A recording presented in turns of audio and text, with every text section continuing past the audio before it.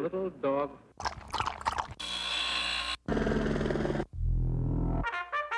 Two.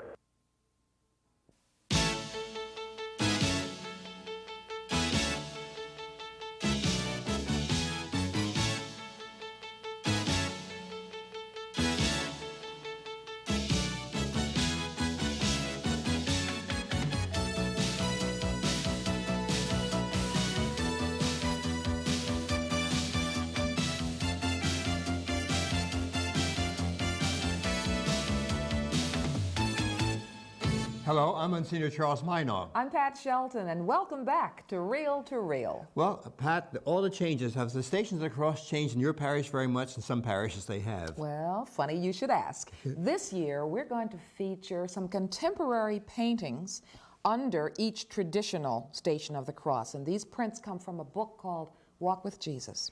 Well, as Father Tom Legere said last week in his Station of the Cross, it's important that we remain authentic. Yes. And I think that's the biggest thing about authenticity as we follow the passion of our Lord. And so tonight, watch Father Tom Legere as he once again takes us through the authenticity of Jesus' passion and death. And I hope you'll watch Father Bob Curtis and his reflections on witnessing this week. But children are very important to us still. And the biggest problem of children is the high-risk areas they're in, Pat. Especially when it comes to the drug problem, Monsignor. And in our first feature, we have a very special person who deals with this problem. It'll never take over as long as there are men like this. And it's important to know that because you are in a high risk, you do not have to be bored.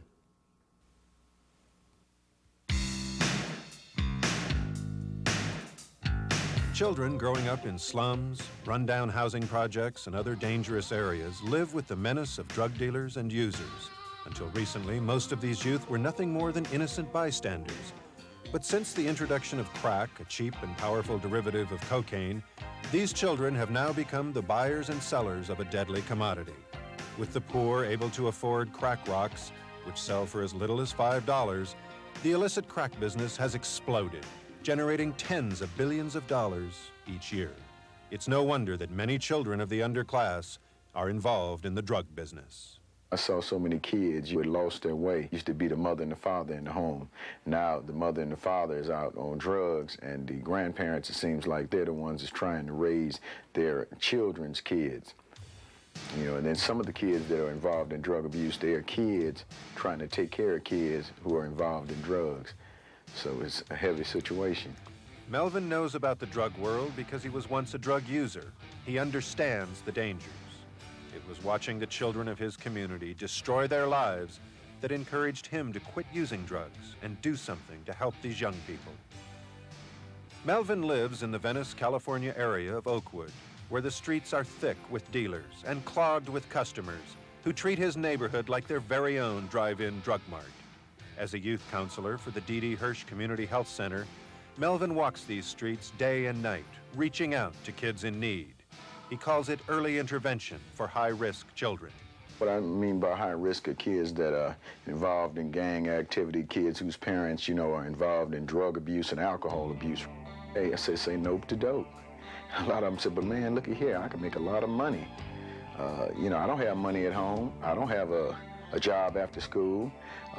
If I do get a job, I'm gonna make $4.25 an hour. Hey, I can make $1,000, you know, a day.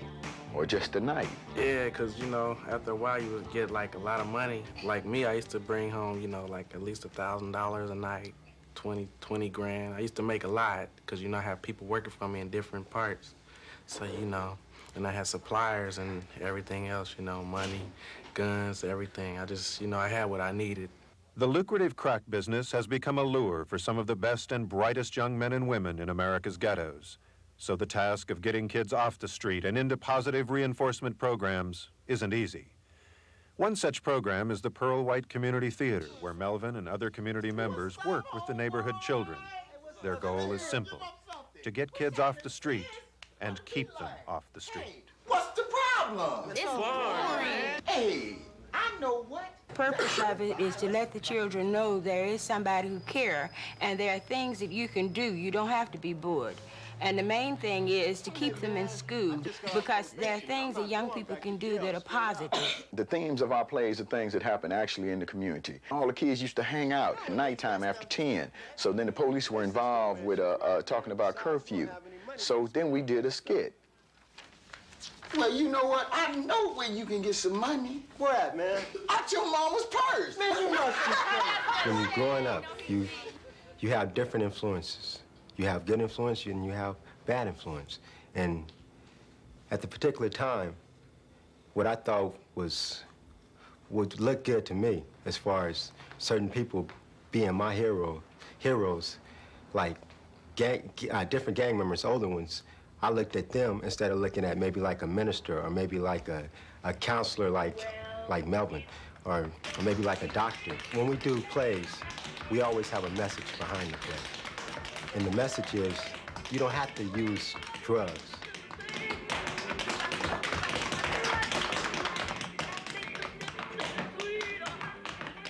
No, it's not right to do drugs because drugs can take your life away. This group is teaching me how not to do drugs and go on and fight for what I want, go to college and get my education. The fight to keep kids away from drugs can be won, although the victories are hard-earned, tenuous, and often restricted to just a few kids who are able to walk away from the drug thugs. But all of us can take heart from Melvin's examples. A year ago, the Oakwood community was swarming with crack dealers and addicts, young and old. Today, they're nowhere to be seen. Melvin is like a big brother to all of us, like a father type to all of us, you know. I mean, you come there with anything, you know, and some kind of way Melvin gonna help you, you know. He gonna help the situation some kind of way, you know. If you need a job, Melvin do his damnedest to get you a job. If the police are messing with you, Melvin do his damnedest to help you. But he's like a big brother to me, you know. Somebody can lean my shoulder on, you know. Being a big brother to an entire neighborhood is a 24-hour job. It's not only keeping crime and drug trafficking out of the neighborhood, but it's providing after-school activities such as library classes, job training programs, and the theater group. And Melvin's reward? Simply knowing that each kid has a friend. And it makes me want to work harder by seeing just one kid getting turned around. I like it. The Lord has given it to me. I'm telling you the truth. He just guided the way, and I just plow right through. And I'm telling you, my job is hard, and it's a lot of pain, my own pain that I went through my life, for me to be able to respond to the kids that I see going through pain. I say, hey, if you're having a problem, just let me know, because, hey, just like you got that car, and just like you got that money right now, it could go right down the drain. I said, you can come see me now, or you can come see me later on, and I'll still be your pal. Well, it gives you a better place, you know, a better person to be instead of, you know, being a gangster and falling out with the wrong crowd. It gives you a place to be, you know, during the rough times and the hard times with parents and all. And, you know, it's just a better place to be besides, you know, on the streets. I can't see myself doing it no more, you know, selling drugs and stuff. See, I got a job now, so I ain't gonna sell drugs no more. Now listen to the story as we rap to the beat, as we educate you about life in the street. It's called gang banging, dope slinging, that's what's ahead. And if you do it too long, you end up dead. And if you don't end up dead, you end up in jail, living your life in a concrete hotel. Gang bang, you dead, you're lying in the street. Gang bang till you're cold in the cold piece of meat. Gang bang, tell me brothers what you gonna do. Gang bang, when the corner put the bag on you. I think we all know that this terrible drug problem affects all neighborhoods, Monsignor. And it seems to capitalize on the fact that people have limitations, and so young people are lured away from the limitations. The lure of filthy lucre is going to solve everything. It doesn't. If you have a limitation, there's nothing wrong with that. All you have to do is use it. One of the more daunting things Jesus said to his disciples, and therefore to us, is, "You will be brought to give witness on account of my name." If we are believers, we have to give witness to what we believe. We all do that a little differently. It's a mistake, you know, to judge your own life of faith against the great saints. They had different gifts. That would be like measuring Helen Keller against a great athlete or singer. She could not run or jump or even speak, but she had to express herself as best she could. The same can be said for you and me. We can only use our own limitations and abilities to express our faith. And when we reach heaven, I expect the Lord to ask, "What have you done to give witness to my name?" I hope it'll be enough to say, "I've believed in it. I've honored it. I've loved it. I've not been spectacular, but I've done my best to share it."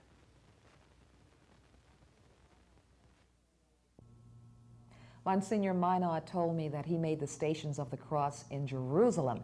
Why don't you share that all with us all, Monsignor? It's a nice thing to share too, Pat. You know, making the Stations of the Cross in Jerusalem, you become very conscious of the press of people.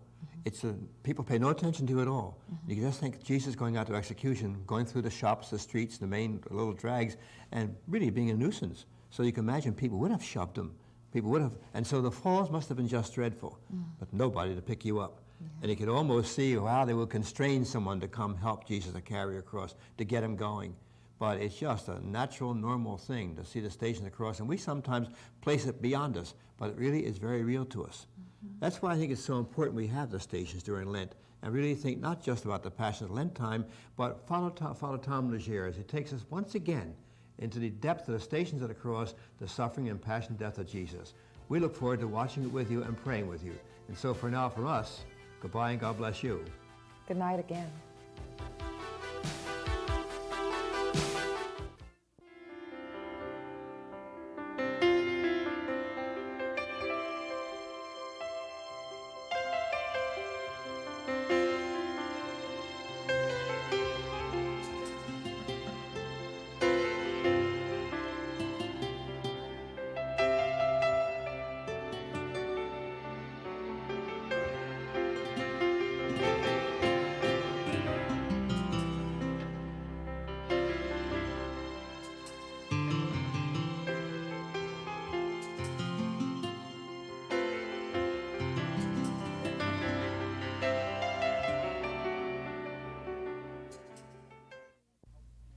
The fifth station, Simon of Cyrene helps Jesus to carry his cross.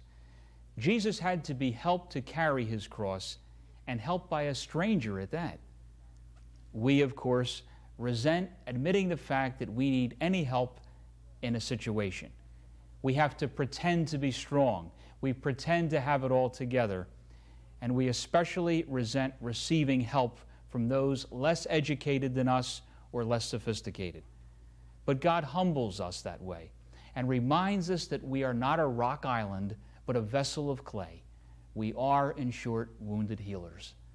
And we need people in our lives and all the help that they can give us.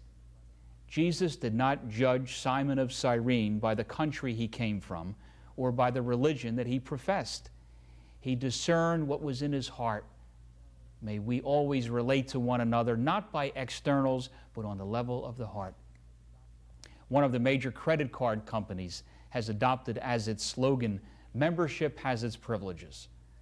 The people who design these ads are masters at manipulating the human psyche. They know that the above slogan taps into the deep human need to belong to something worthwhile. We belong to families, friends, our job, our country, and our religion. There's a great sense of security in this. But especially when it comes to religion, the sense of security is a deadly illusion. If Jesus got upset about anything, it was the mindset of the Pharisees, who placed such a high premium on membership. The Pharisees get a lot of bad press, but they were not bad people at all. For example, St. Paul was a Pharisee in his earlier days. The Pharisees just happened to be overly scrupulous about following the letter of the law. Jesus made it crystal clear that being a spiritual person had little to do with self-righteously jumping through all the right hoops. It had to do rather with having a heart filled with love that spilled over into service of one another. This oversimplification of what it meant to be spiritual got Jesus into a lot of trouble. In fact, it led him to the cross. Such a belief leads people to the same end today. Some insecurity in us always wants to create structures which can then become false gods for us. Structure is wonderful as a skeleton, but it is no substitute for the life force. Similarly, religion is a wonderful chalice, but it is no substitute for the sacred contents which must fill it up. Because we are insecure, we seek to justify ourselves by identifying with the chalice. But religion is not God. Being a Christian is not like belonging to the Elks or the Rotary or some other worthwhile organization. It is a way of life which flows from a relationship with God. Take away the life and the relationship with God, and you have a Hollywood set that is all front and no substance. I have become aware of late of how much importance we place on external membership in the church. I am getting to the age where some of my priest friends are celebrating significant anniversaries in the priesthood. Much is made of the fact that a person has been on the job for a number of years. Humanly, I guess, we need this sort of thing. But we should be aware that just belonging to a profession, however noble, or belonging to any organization, however worthwhile, can never be a substitute for a way of life and a series of meaningful relationships. The amount of time that we have been on the path counts for something, I guess. But belonging to the church does not guarantee that we are on the path. We could be just going through the motions, play acting, saying and doing all the expected things, yet have hearts that are filled with arrogance and self-righteousness. The converse of all this is likewise true. A person may not have a membership card in any religion, yet give great joy to the Creator. When we will have to give an accounting of our lives, it will not be enough to say that we have been dues-paying, loyal members to whatever religion. Our judgment, according to Jesus at least, will have to do with whether we have washed one another's feet and had love for one another. Membership in the body of Christ does indeed have its privileges, but this privilege consists not in being served, but in serving. Judging by externals is an occupational hazard of religious persons. Let's remember the interaction between Jesus and Simon of Cyrene. What really mattered were not their differences, but their common bond as being children of the one God. May we too always meet one another on the level of heart to heart. The sixth station, Veronica wipes the face of Jesus. Jesus was sweating and blood was dripping in his eyes and covering his face. And Veronica comes forward to wipe his face. Think of that action. She only had a second to do so, and what she did probably did not clean his face off very much at all. But, and this is the important point, she meant well. So Jesus let her try to help. He was gracious to her and allowed her the opportunity to express her love to him. We, on the contrary, sometimes refuse the help that others want to give us and pretend to be self-sufficient. Well, we are not self-sufficient, but most of us have to find this out the hard way. The only really happy people in life are those who give of themselves. This is not to say that we should neglect our own needs in helping others. If we do so, we will soon burn out and end up resenting the people that we're trying to help. No, we begin by being good to ourselves, but it certainly does not end there. It is the nature of people to allow their love to overflow to others. If we stop with self-love, our loving energies will back up on us and turn sour. A pond that does not have a constant flow of clear water as well as an outlet will soon become polluted. In the same way, we have to keep basking in God's love for us and allow that love to spill over to others. A spiritual law is at work here. If we do not keep giving, then whatever gifts we have, spiritual, mental, or material, will eventually cause us unhappiness. This pain of unhappiness is God's way of telling us to let go and allow the energies to flow freely. In my own life, I have noticed that I am happiest when I am sharing what I am with others. When I carry truths or insights around with me, they make for a heavy burden. But when I share them with others, it is as if a door is opened up and I experience the euphoria of being a channel. One of the greatest aids to giving is having children. The $64,000 question is whether people can afford to have children. For apparently it costs about $64,000 just to raise a child today without even a college education. Who can afford the expense of having children? Very few. But people go on having children because there is a deep drive within them to continue the chain of life. And to be sure, God rewards the generous love of parents and enables them to usually make ends meet. Children cost more than just money. They cost us precious time and energy. But what parents in their right mind would trade in their children for anything? Children bring out the very best in parents.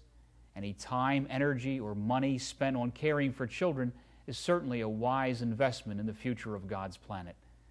Unhappy parents are those who get all taken up with plans and schemes designed to gratify their own egos and in the process neglect the needs of their children. Often the time thus spent is passed off as an act of love for the children.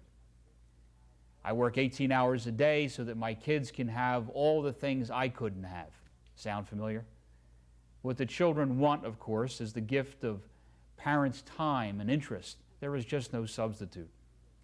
Priests and sisters, too, are challenged to be as dedicated to their people as family members are committed to one another.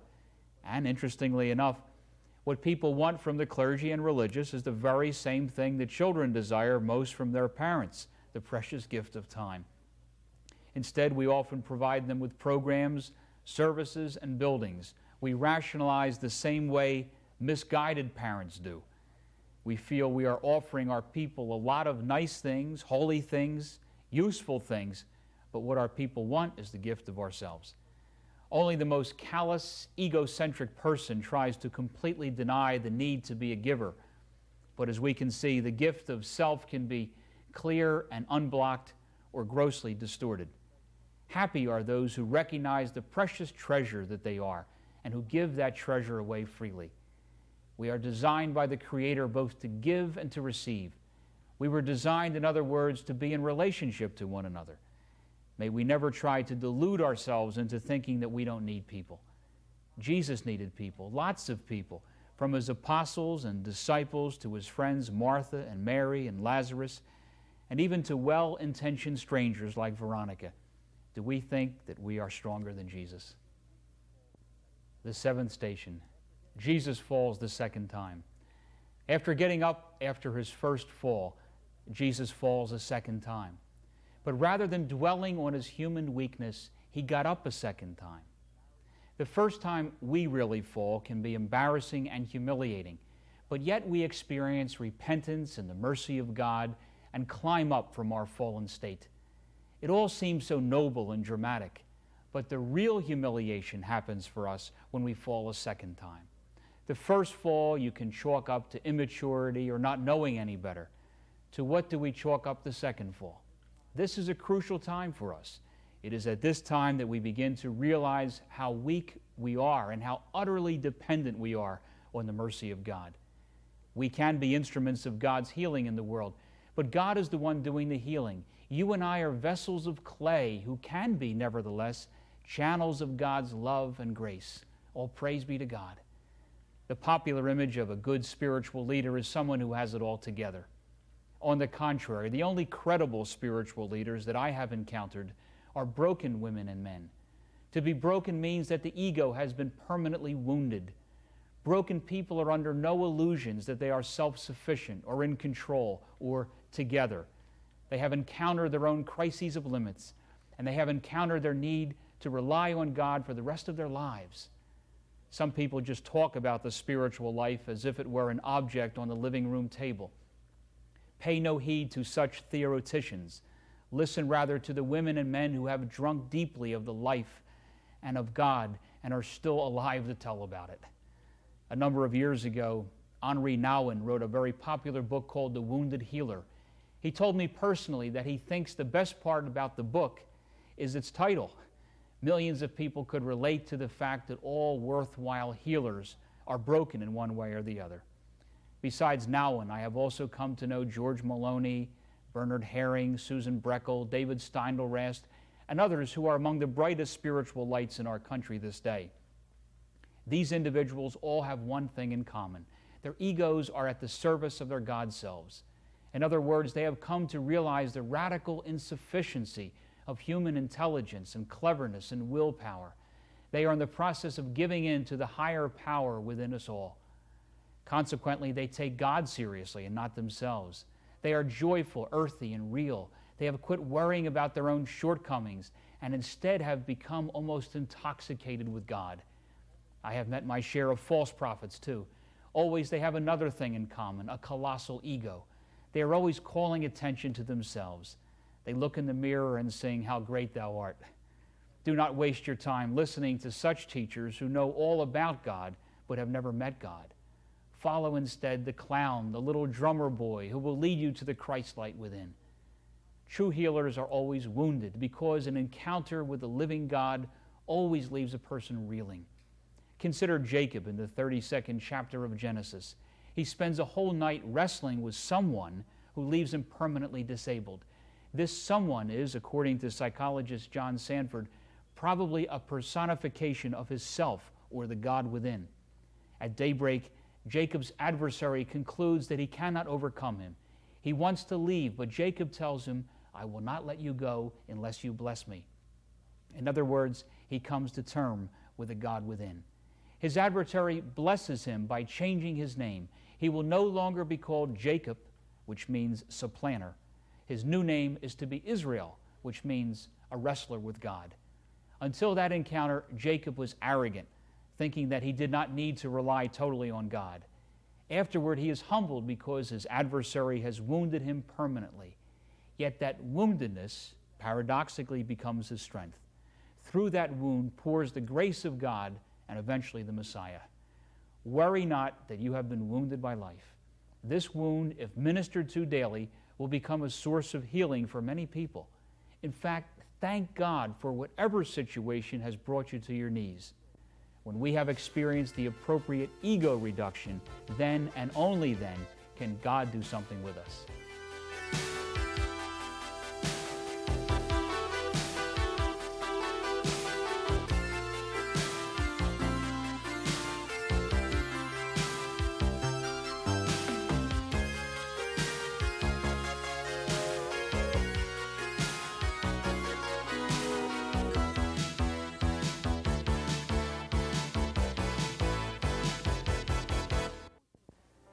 Tonight, we've only been able to share a portion of Father Legere's inspiring Lenten spiritual journey with you.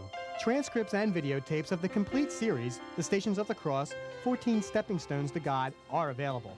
Please send a check or money order of $2 per complete transcript or $19.95 per videotape to Reel to Reel, 222 North 17th Street, room 907, Philadelphia, Pennsylvania, 19103. Don't miss this opportunity for you and your family to join Father Legere as he follows the way of the cross.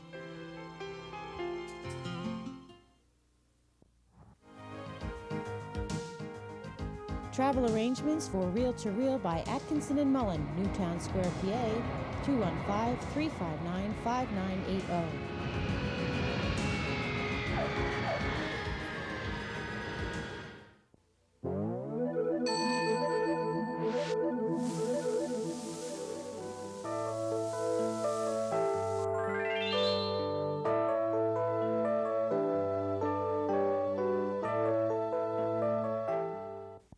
What can you do about AIDS? Create hope. It's really important that you listen. Put quality in their lives. Seek reconciliation. We need to hug and we need to say, "I love you."